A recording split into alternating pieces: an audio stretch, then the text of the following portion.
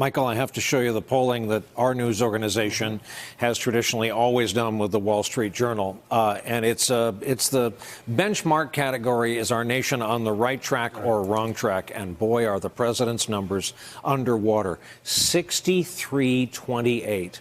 I'm going to use two words to you, Mr. Chairman. Down ballot.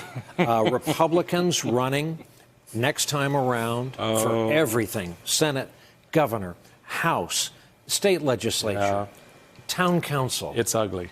It's really ugly. And that number is stunning when you consider the overall state of the economy.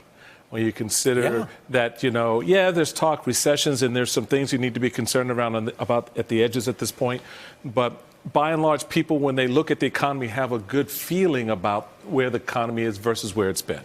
So to have a 63% negative approval with respect to the direction of the country is more about the president than anything else. How does that translate? You put your finger on it. When you start into this next cycle beginning this year, in the off-year elections, for some state legislative races, some city council races, mayor's races, one or two governor's races, you're going to begin to see that number materialize in those down ballot races to the negative, where Republicans are going to lose seats that they currently have. And we saw a preview of that in my home state of Maryland, where our very popular, very successful Governor Hogan won a second term by double digits. But we lost 8 legislative seats in the process. We lost 3 county executive races. And that's because the voters decided, I like this governor, but I don't like Republicans. And that's the problem the party's going to have. They may identify 1 or 2 Republicans on any ballot that they like, and they're going to stick with them because they're doing good. They're not Trumpers. They're not all the crazy.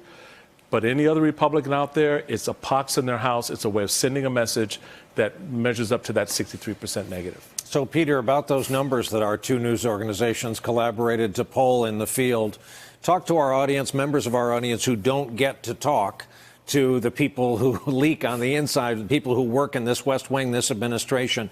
Is that degree of being underwater on right track, wrong track, is that apparent in the conversations you have with them? For example, where is the president going to get the lumber to put through this state of emergency and ram through these funds? Well, it was interesting, though, to talk to the president about just this issue.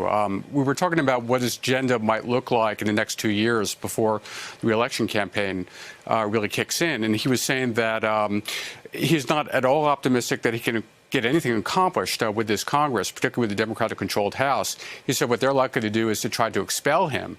I said, is there a chance that you can get an infrastructure deal passed? And, Democrats like infrastructure. The president says he'd like to repair roads and bridges and tunnels, too. But he said he thinks that their main agenda and priority is pushing him out of office, presumably through impeachment. So it was a pretty depressing message in that sense, that he just didn't think there would be anything constructive that would happen. But he did say that he thinks that his popularity in the country is still high. He thought he was very confident that he was going to win re-election. He said the only reason the Democrats are going to be doing this aggressive kind of oversight is because they can't beat him at the polls in 2020. Hey there, I'm Chris Hayes from MSNBC. Thanks for watching MSNBC on YouTube. If you want to keep up to date with the videos we're putting out, you can click subscribe just below me, or click over on this list to see lots of other great videos.